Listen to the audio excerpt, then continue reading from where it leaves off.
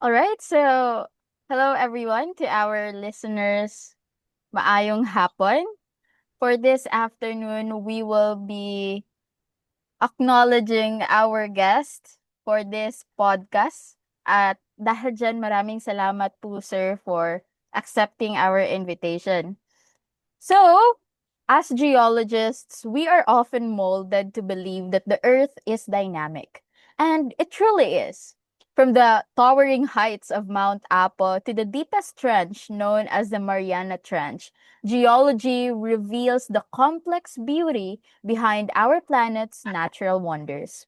So, in this podcast, we will be discussing how complex processes lead us to mine ores and how these ores could affect your life and mine. Globally, we will also look at the interconnectedness of the Philippines' resources to other countries in the world. Without further ado, allow me to introduce to you our speaker. Our speaker is a graduate from University of Southeastern Philippines under the Bachelor of Science in Geology program of the College of Engineering. He was an Association of Geology Students member from 2021 to 2022 and gained extensive field experience through multiple geohazard focused fieldworks in Manay. He also completed his on-the-job training at King Mining Corporation under the supervision of Sir Laurel Castillo, where he was exposed to traverse mapping and core logging. While his academic journey took 5 years, marked by challenges and setbacks, he turned those experiences into strengths and ultimately achieved a major milestone by passing the geologist licensure examination as a first time taker. Today, he will be sharing with us his thesis entitled Soil Characterization of Kapatagan, Digos City, an updated study for agricultural and land use planning for DNR, LGU, and local IP community utilization. Please join me in welcoming our speaker, registered geologist Bernard P. Francisco Jr. Hello, sir. Wow. My. Um, Thank you. First of all, thank you for that wonderful introduction. First time ko nagkaganon. And I am very honored to be part of your podcast. All right. So thank you so much as well for accepting our invitation, sir. All right. So, Sir Bernard, your thesis was about the soil characterization of Kapatagan, Digos City. So, in two sentences, sir, can you describe to us what your thesis is all about, and along with it is the result?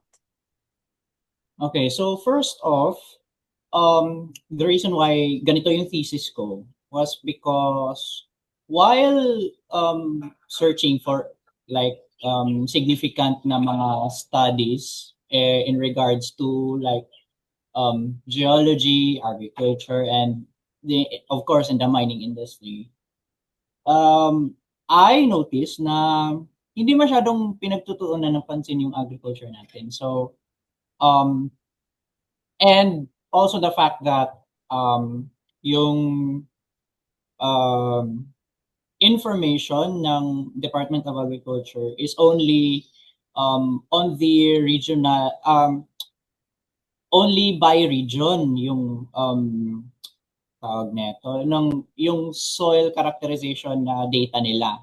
So what we did ng kasama ko sa thesis ko is that we um, zoomed in, so to speak, sa um, data uh, ng Department of Agriculture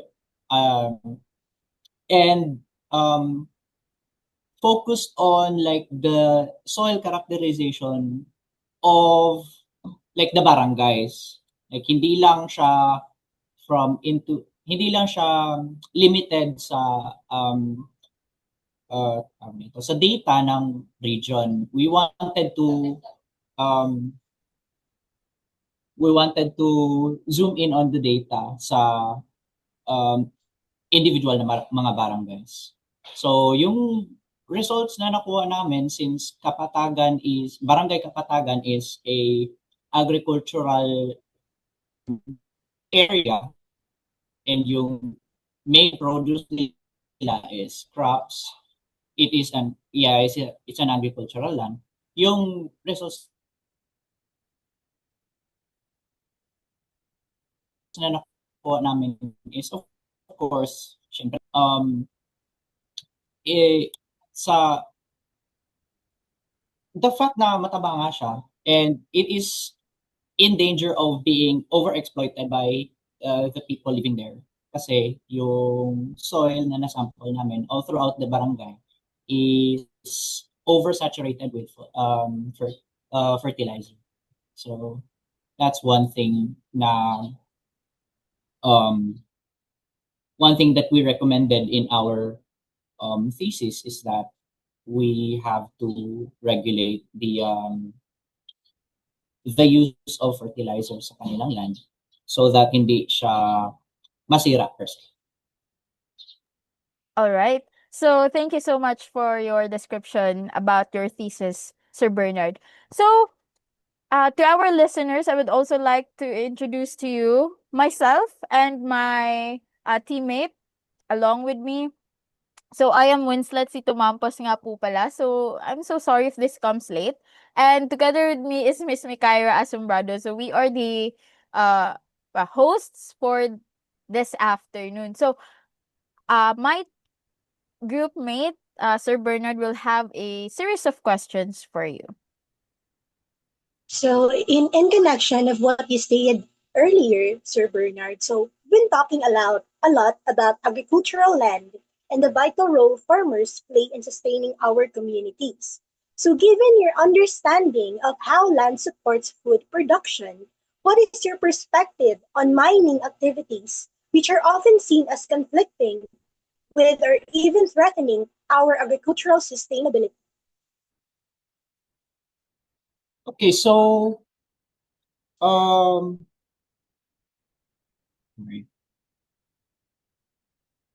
sa agriculture, it's true na may tension nga between agriculture and mining, but it doesn't have to be an either-or situation. Ang pareho naman yung agriculture natin and yung mining is essential.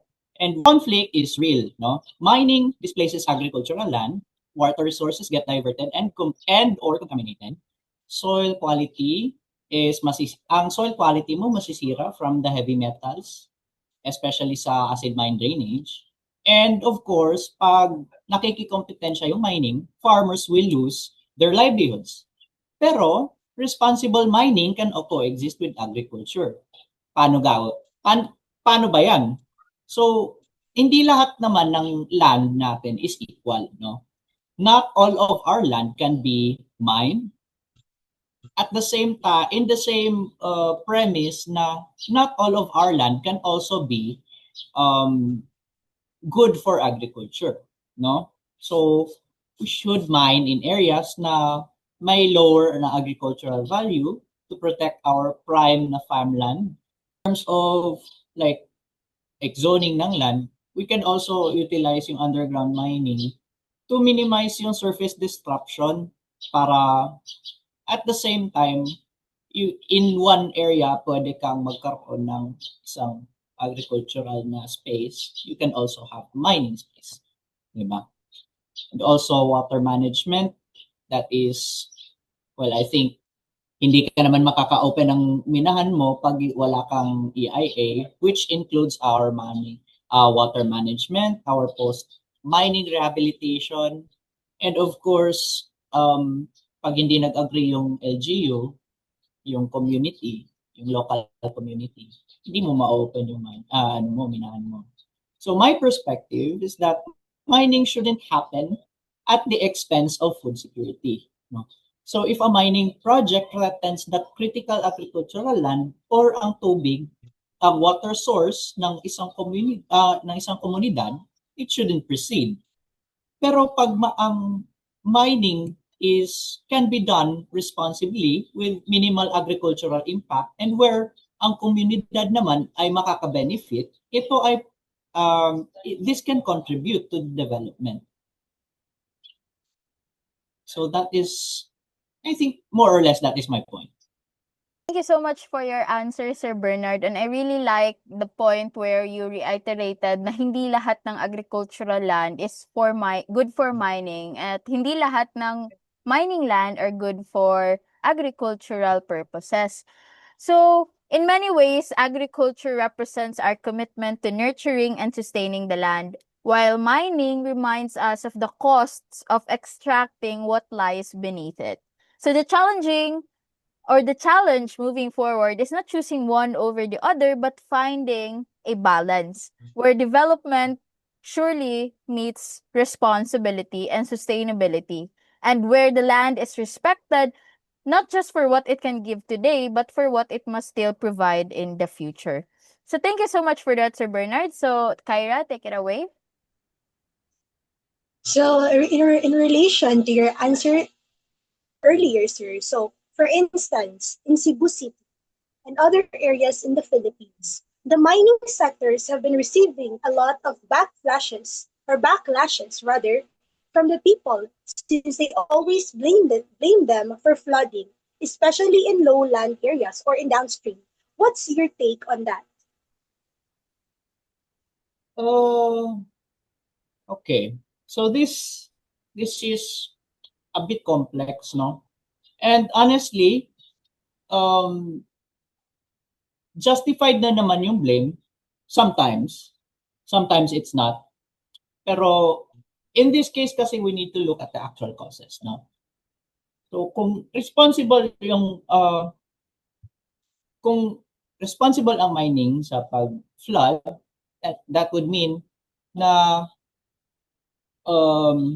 prevalent yung mining sa area kasi you are talking about the entirety of Cebu City, di ba? Ano naman yung so ano ba naman yung characteristics ng Cebu City? It's a city, and in its geology, it's mostly limestone, di ba, sa Cebu. So of course, limestone is prone to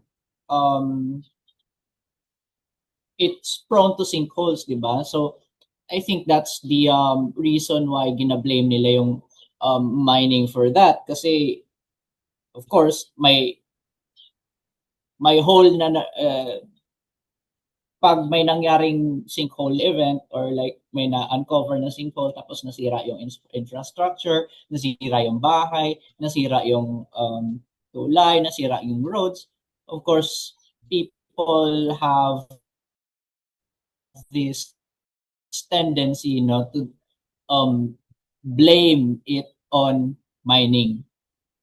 Pero it's a bit nuanced. Kasi tawag nito, if you haven't noticed, no, once you go up to social media, to Facebook, to Instagram, to Twitter, there's a lot of misinformation happening, especially now na nauso yung like flood control na issues with the Senate and all, with our government. And so, of course, tayo na geologists, tayo na environment, tayo na earth scientists are the easy scapegoat, so to speak. So, I think kung responsible nga talaga yung mining sa flooding, we should consider din the factors and the nuances when it comes to that, kasi case basis na. And I would argue that mining has like significant impact, kasi pag sinabi mong sa mining ang nag-cause ng ganito. Well, we are going to expect na localize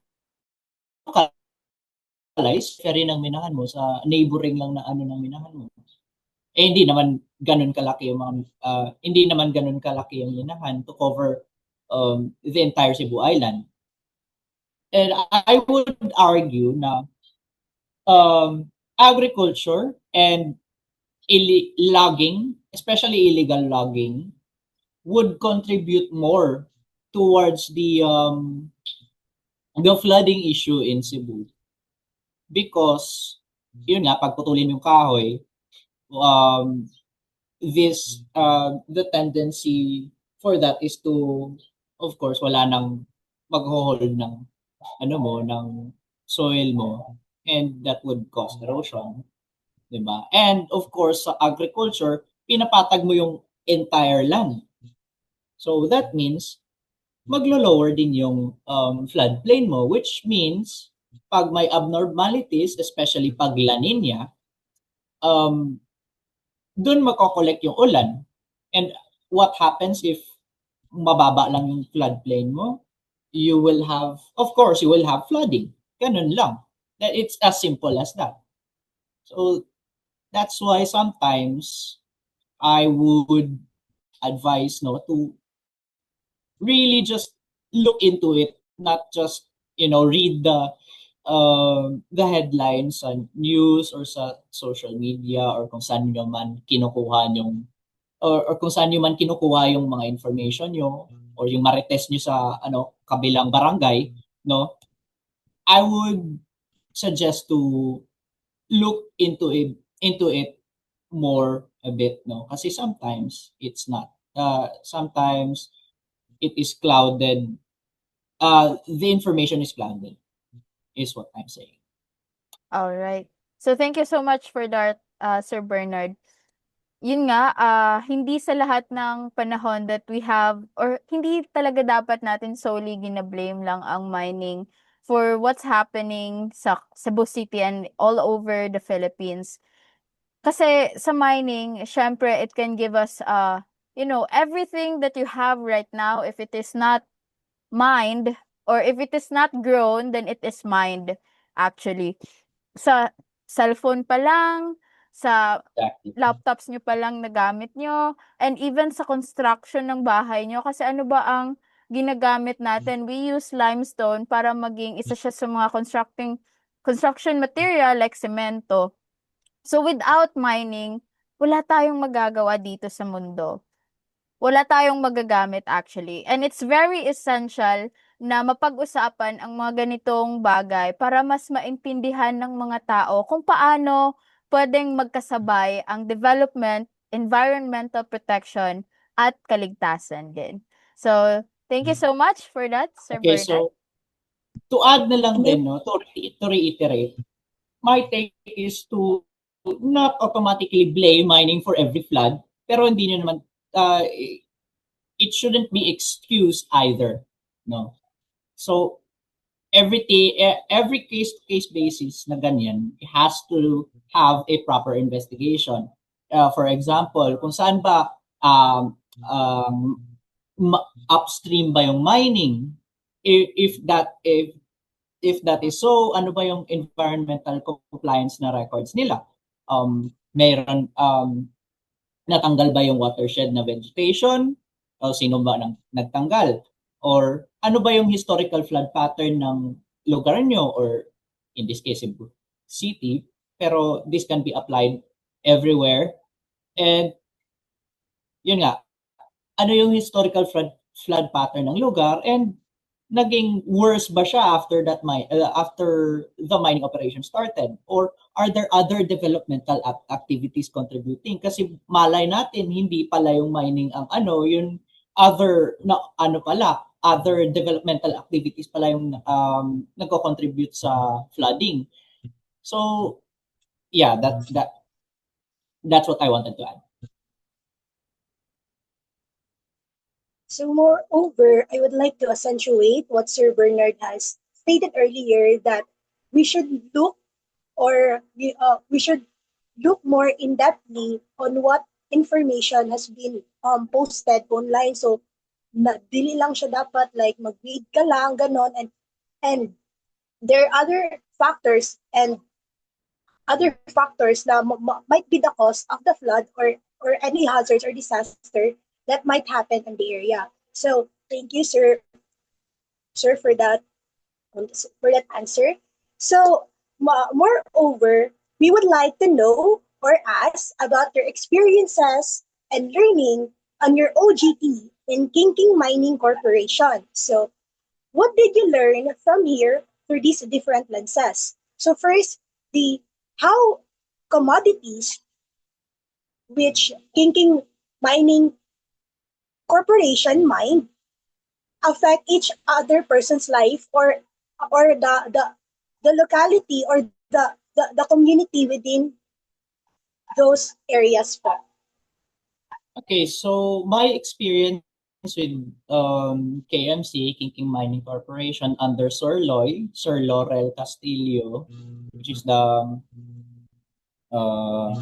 ito, which is the project manager of the area, is that since hindi pa siya fully operational, it's on standby actually. So the commodity, how does the commodity affect the people around the project? So yun nga, because um people look to KMC as their job. So especially nung sa ni Gina Lopez yung act na mag-stop yung mga minahan, including ang KMC, maraming nawalan ng trabaho actually. Like, pagdating ko doon sa um, pagdating ko sa KMC, it's legit na skeleton crew lang siya. And malit lang um, yung mga employees doon. So, it's one thing na that I would say is that this commodity, in KMC's case, copper and gold as secondary na commodity, is very important to the community in the sense that ito yung trabaho, ito yung pinagkukunan nila ng trabaho.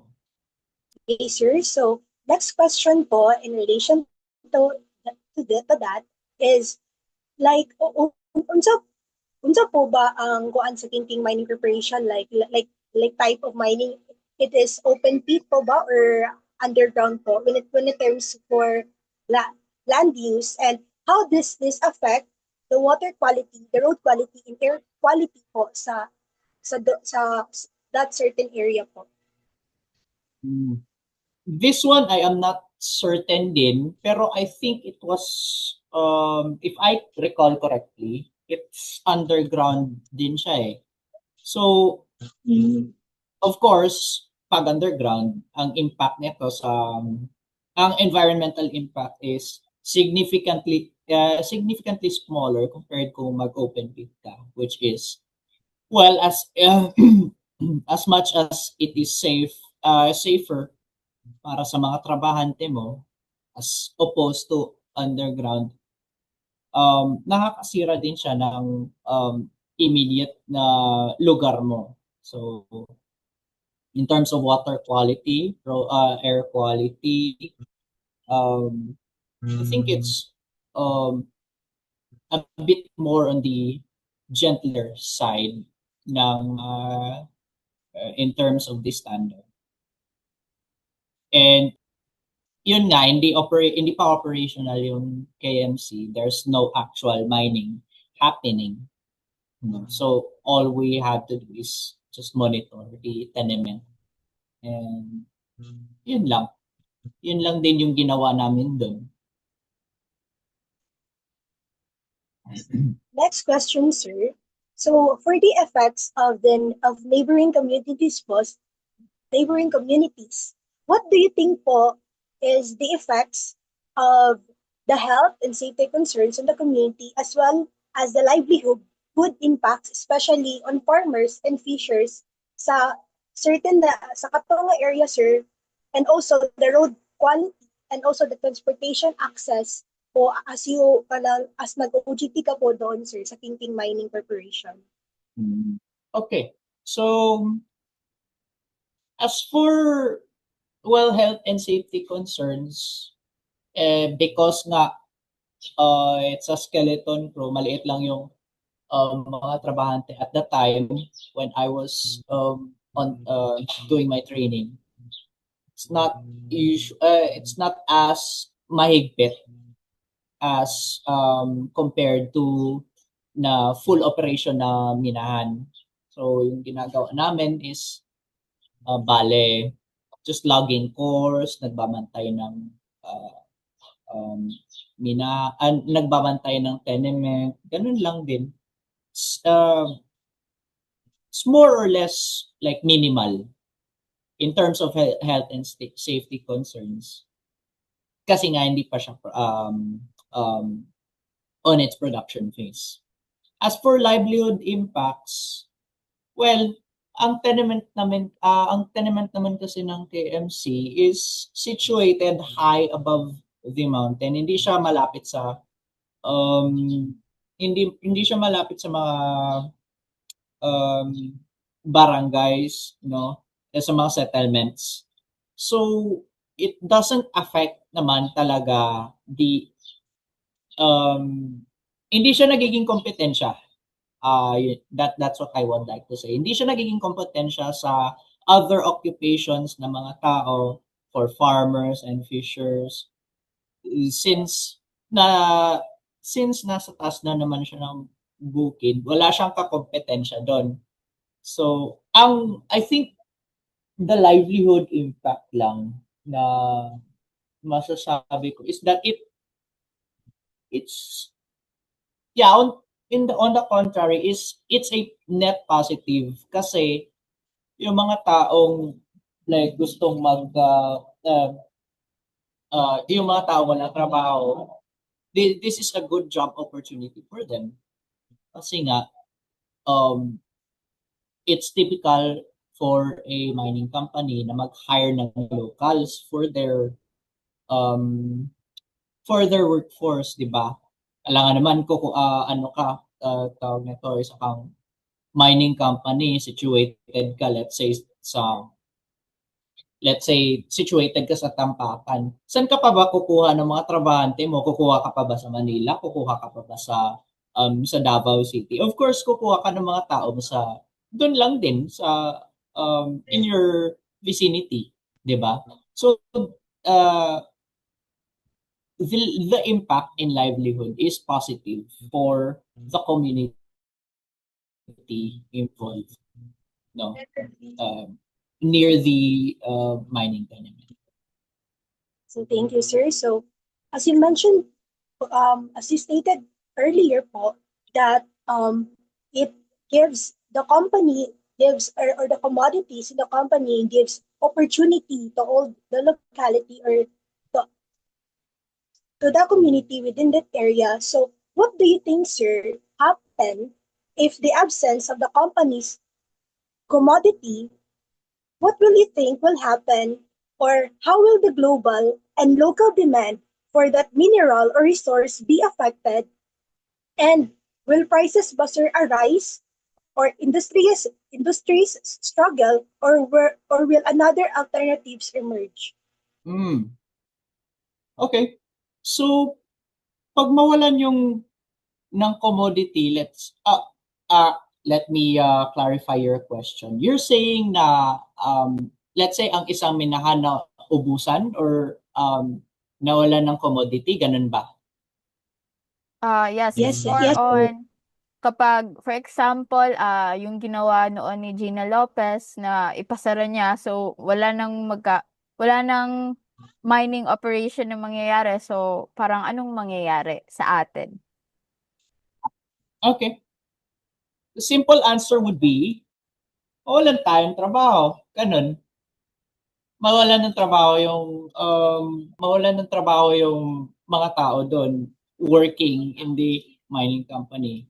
As for the price, as for the global demand, Of course, pag hindi na makakaproduce yung minahan, hindi naman maghihintay yung market sa atin. They will look for others, di ba? So, at the end of the day, tayo pa rin yung lugi, di ba? They will look for other suppliers, kumbaga pa. In the sense na tayo yung, we are selling the commodity to the market, and the market itself is the, is quote unquote the maiden of the crowd, no? And what we are is we are trying to gain the favor of the maiden, so to speak. So pag wala na tayong maibibigay, of course, ang market, ang global market, maghahanap ng iba. So that's how that's what will happen pag events like that, similar to that. Thank you, sir. So, in terms po for in the economy or in the livelihood of the community po, how will local communities and workers who rely on the mining sectors be affected economically? And what about the national economy if it's an export the mga usage or commodities po? Yun nga. To expand on the point, on the first on my first point in demand, mawawalan ng trabaho yung local communities mo, yung mga workers mo. Of course, nagre-rely sa minahan as their source of work. And as for the national economy, if yung export natin, let's say, yung nickel mo, that's one of the major exports natin ng Pilipinas. So pag mawawala yun, imagine what will happen to the GDP, di ba? That will it will drop significantly. And it will be a very devastating year sa Pilipinas if ever na mangyari yun. All right, so we're going to the trade aspect. Yes, Kai? So, for the trade po, so we know that Philippines sold 29.4 metric tons of gold in 2024, which is about an 18.48% drop in our mineral reserves. So the Bangko Sentral ng Pilipinas said they were taking advantage of higher market prices to generate additional income. So from your perspective, sir, or opinion, what do you think about this move? And how could it affect our future, both in terms of trade and long-term sustainability of our resources? Okay, so there's a real what's the word? Vulnerability dito in this strategy, diba? When we mainly export raw materials like gold and nickel, we fall into what's called the periphery role in the global economy. We supply the resources to other richer nations, pero we don't capture the full economic value. We are at the mercy of the international prices pa rin and the demand fluctuations, no? So ang pag-sell ng Bangko Sentral ng Pilipinas ng gold natin, it brought short-term na income, pero it reduces nag-reduce tayo ng reserves natin, which is our economic safety net during crisis. It's in the same aspect na yung mama mo, nagsangla siya ng mga alahas niya para may maikain kayo. It's that grave, no? To put it into an analogy. This dependence naman natin on external markets will mean na pag ang global demand mag-drop or mag-crash yung price natin, ang ekonomiya natin, it will suffer directly. So the solution would be to process and to add value locally before exporting.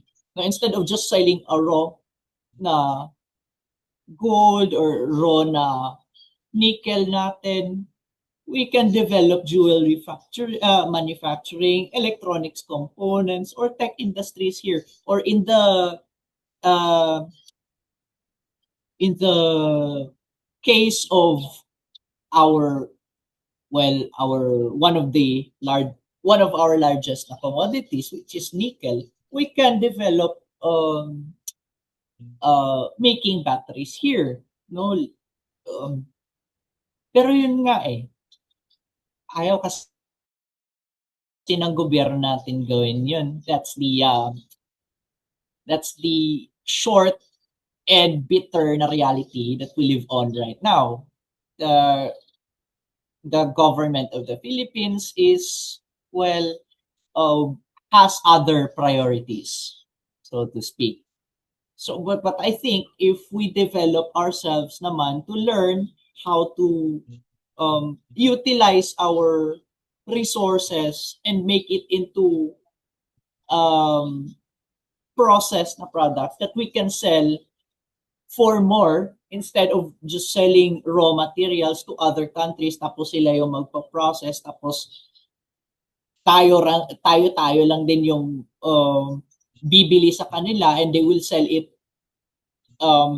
let's say 10 times, 5 times as expensive, 'di ba? Tayo pa rin yung lugi. So I would think na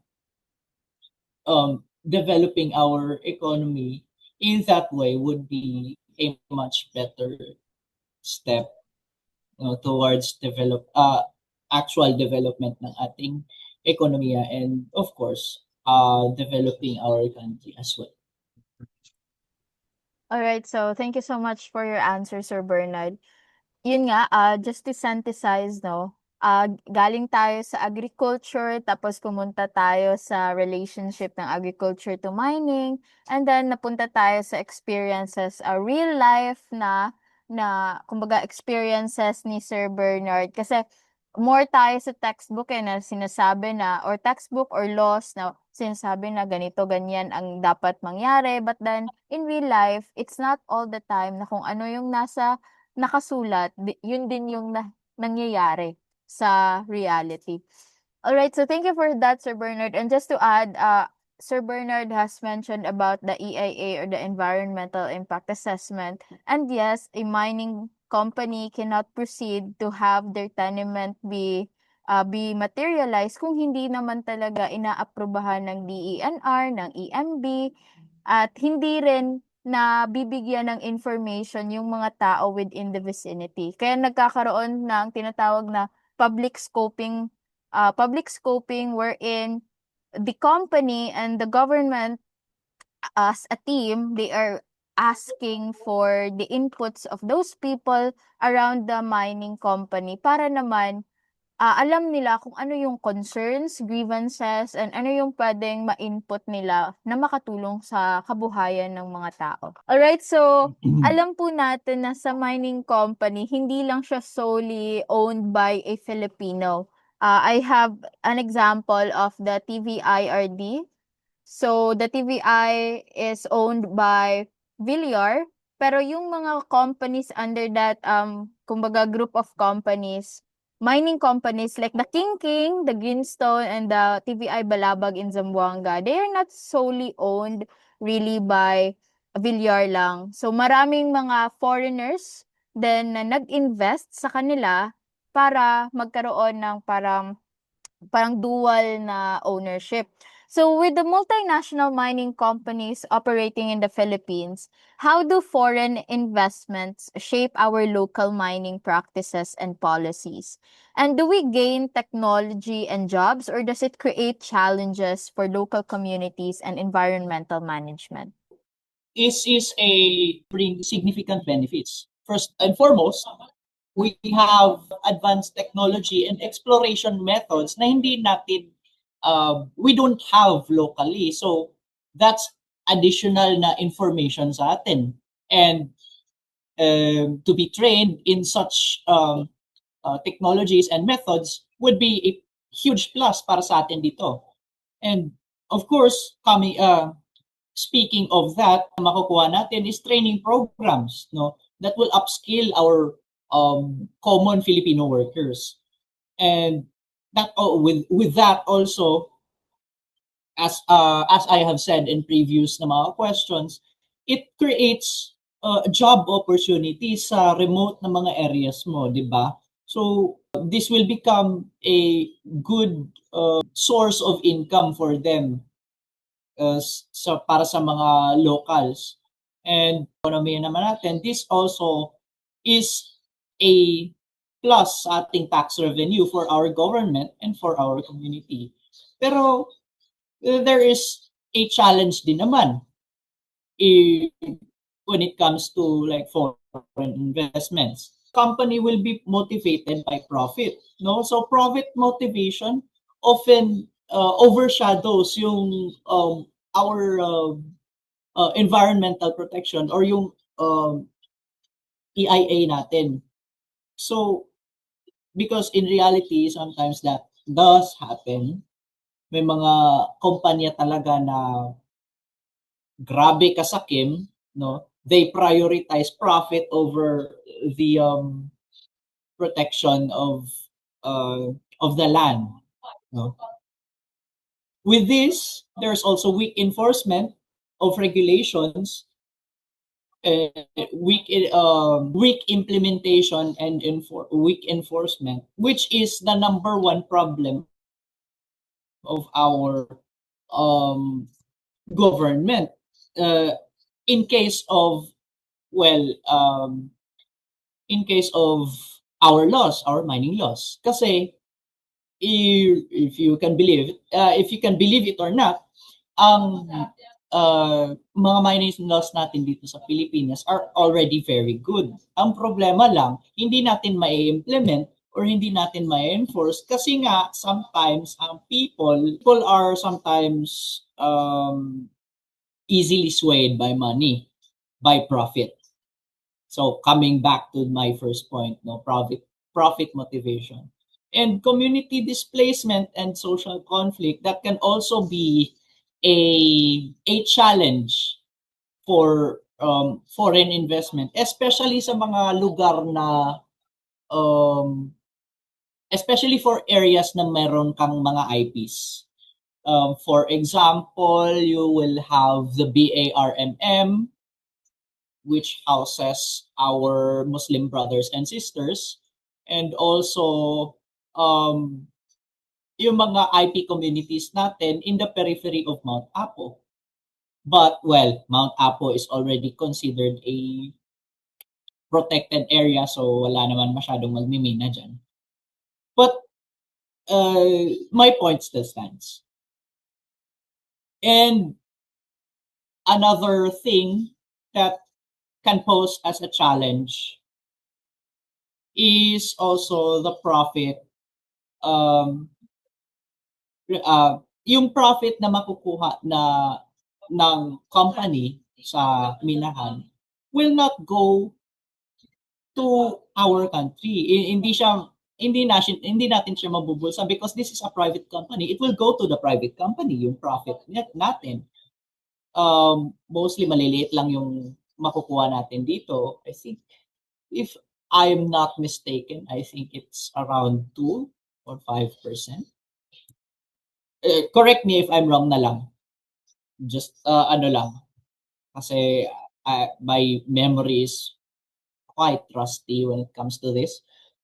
Pero yun nga, the key for this is strong governance. No, we need strict environmental regulations with actual enforcement. The one thing we need right now in enforcing our mining laws dito sa Pilipinas.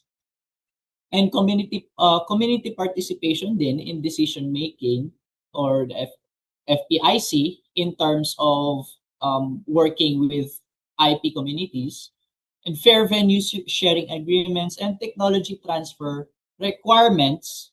So the knowledge na makukuha natin sa international or foreign investments natin, knowledge that we gain would stay here.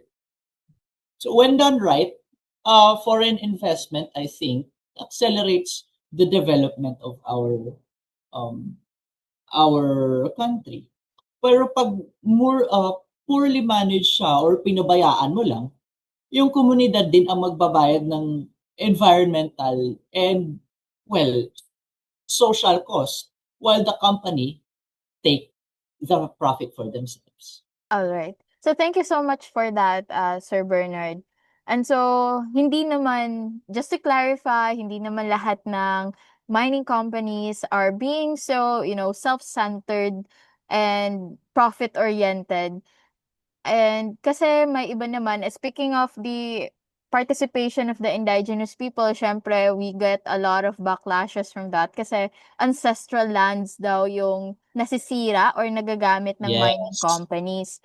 But then it's essential then to know that there is NCIP or the National Commission for Indigenous People na wherein nagko-convene yung mga compliance engineers ng mining companies as well as the heads ng mga IP para they will meet halfway. So it's either that they ask something from the mining company, like let's say every shipment nila ng kanilang commodity, humihingi sila ng percentage from that shipment. So in that way, it can help the IP community.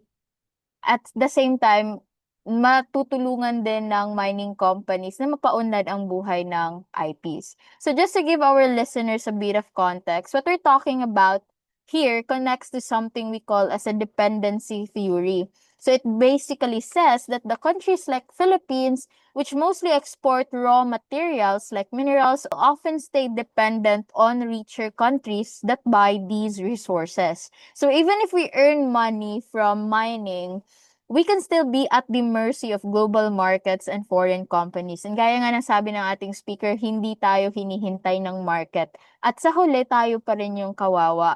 That's why it's important to think about how we use these resources wisely and add value locally.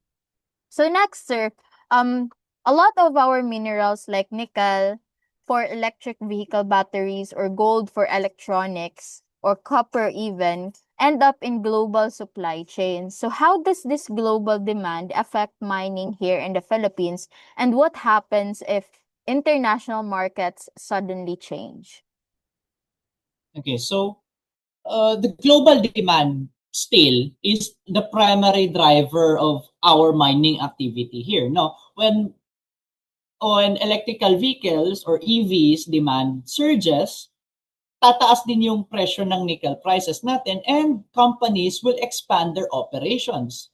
So when when the technology sector slows down, the gold demand drops, ang mga demands natin for raw materials, especially metals natin, gold, nickel, copper, magbababa din yan.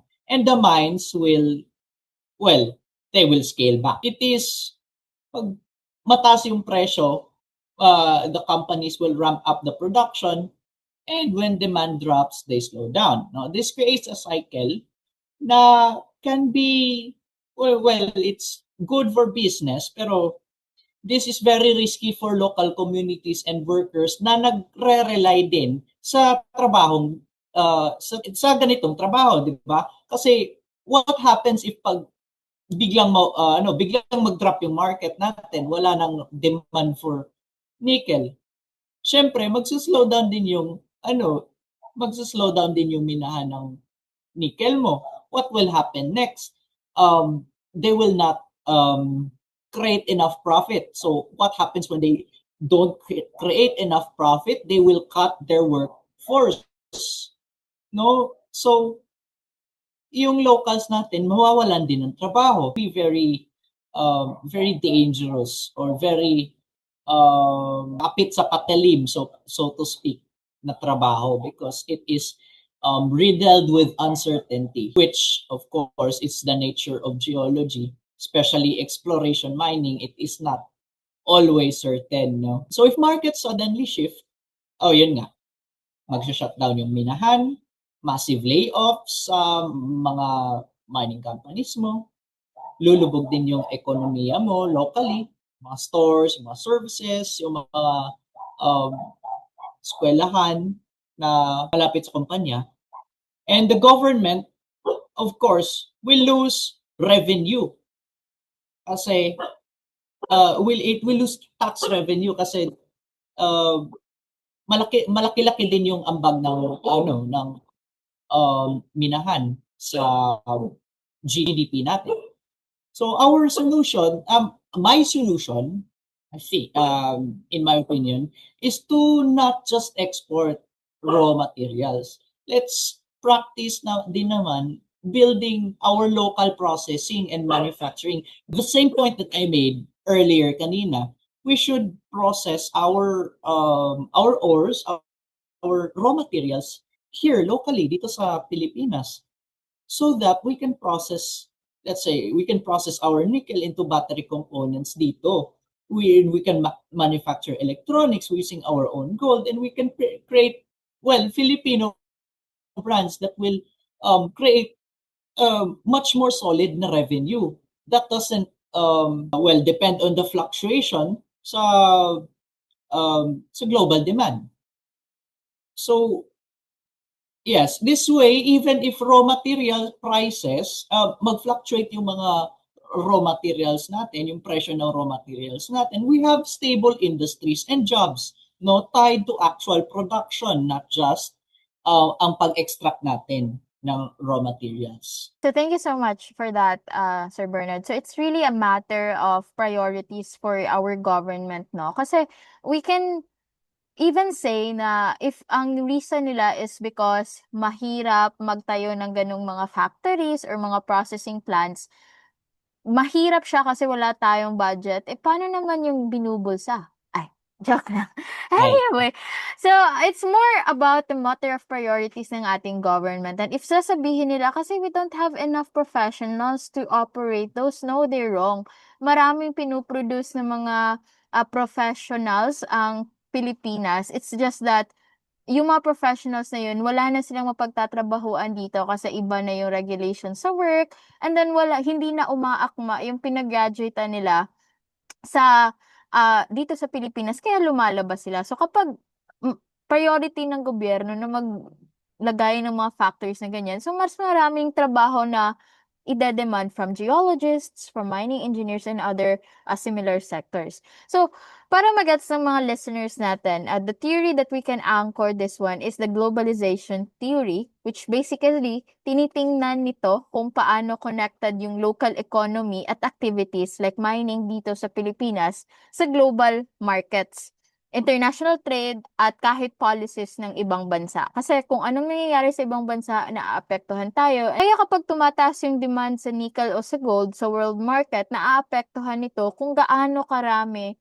yung minimina natin. Paano nag-ooperate yung companies at pati livelihood ng mga community sa paligid. At kapag biglang nagbago yung global market, ramdam natin agad ito locally pa lang. So, for our last question, Sir Bernard, madalas po tumataas at bumababa yung presyo ng minerals sa global market. Paano po kaya mapapanatili ng Pilipinas yung economic resilience natin? Mas okay po ba kung mag-diversify tayo ng exports o mas maganda kung i-focus natin yung effort sa pagpapalakas ng local industries na nag-a-add value sa raw resources natin?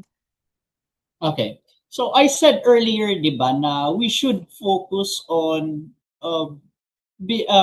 building and processing our raw materials in the country, di ba? But I would like to clarify, no, na kailangan natin both. We need diversification, plus we also need local value adding na industries. Now, bakit diversification? Kapag bumagsak ang presyo natin ng isang commodity, halimbawa gold, may iba pa tayong exports, diba? Nickel, copper, agricultural products, ganun, na sumusuporta sa ekonomiya natin. Hindi naman lahat ng industries babagsak sabay-sabay, di ba? Where na lang kung end of the world na, ganun. Pero, but more importantly, local value adding, ito yung X factor natin, so to speak. Instead of exporting raw nickel na tapos export natin yung raw nickel, tapos bibilhin ng other countries, tapos yung other countries gagawa ng ano ng nickel battery, gagawa sila ng battery, tapos ibebenta nila yung batteries na mas ano pa, mas expensive pa kumpara sa sinel natin sa kanila, di ba?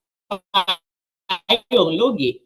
So, what if dito natin i-process yung nickel? What if dito natin gawin yung mga batteries natin, dito natin gawin yung mga products, and yung mga products na yun, what if yun yung i-export natin, di ba?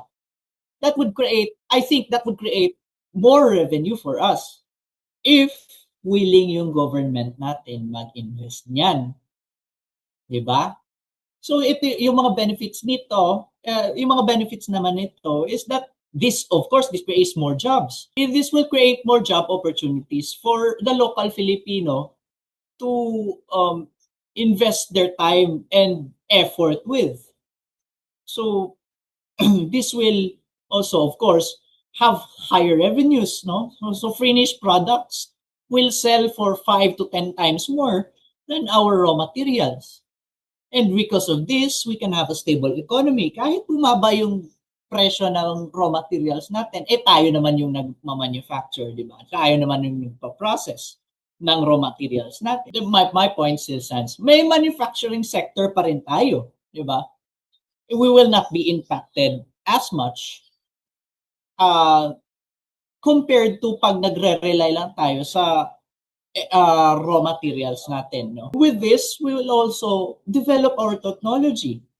Kasi, of course, in order for us to process these raw materials into actual products na pwede nating isell for higher prices, we would also need to develop our R&D, our research and development, para magiging competitive din yung Pilipinas in comparison to other countries, especially dito sa Southeast Asia, and of course the world.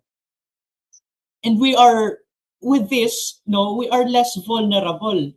Hindi tayo completely dependent sa global commodity prices. We are not slaves to the global market, so to speak. We are not, hindi tayo hawak sa leeg ng other countries when it comes to the economy, di ba? Just to add din, as an example, ginawa din to ng Indonesia eh. Indonesia did this with nickel. They banned raw nickel exports. They forced companies to build processing plants locally. Now, ngayon sila yung dominant na paggawaan ng EV battery. They are the dominant EV battery producers in Southeast Asia. Kaya din natin gawin yun, di ba? So my bottom line is export diversification protects us short term, pero local processing and manufacturing transforms us from a resource supplier into an industrial economy long term. Diba? Pero just to come down from our headspace, our clouds, coming down to reality. Pilipinas, well, you know her well, iba yung pinaprioritize natin. And that's the sad reality na. So, sana if the government would just do an effort para mas intindihin pa yung nangyayari sa mining sector and not just see the mining sector as parang, paano ba yan sabihin? Parang money breeding lang nila or something source ng income nila. Kasi humihingi ng royalties ang government eh. Sa bawat pagpapa-inspect mo ng mga nangyayari or mga processes sa isang kumpanya, humihingi sila ng bayad. So, saan pala natin gagamitin yung mga bayad na yon? And it's not like kahit pa sabihin nila na maliit lang yan, pero lahat ng maliliit kapag combine mo yan, lalaki yan eh. And there are a lot of mining companies in the whole Philippines. So, ano bang gagawin natin sa perang na-generate natin sa kanila? Anyway, so para mag-gets ng mga listeners natin, related ang ating last question sa modernization theory, which sinasabi ng theory na yung mga developing countries tulad ng Pilipinas ay pwedeng lumago kung mag-i-industrialize tayo at makiki-integrate sa global economy. Ibig sabihin, hindi lang basta raw minerals ang ini-export natin, kundi ginagawa nating finished or processed products para mas maraming value at benefits yung mapupunta sa local economy. So that's what our speaker tried to reiterate sa atin kanina. Anyway, so now we have come to the conclusion of our podcast. So ako po, si Miss Mikaira and si Mr. Jolo na nasa behind the screen and behind the event ay nagpapasalamat sa suporta po ng ating speaker na si Mr. Bernard, now a registered geologist. And maraming salamat sa pag-accept ng aming invitation, sir. At naway magpatuloy ka na ipalaganap ang iyong mga brilliant ideas, hindi lang sa kapwa geologists, but hopefully sa gobyerno, since you have started that sa iyong thesis, and sa mamamayang Pilipino. And so there you have it, listeners. Mining is not just about digging minerals from the ground. It's about people, communities, economies, and our planet.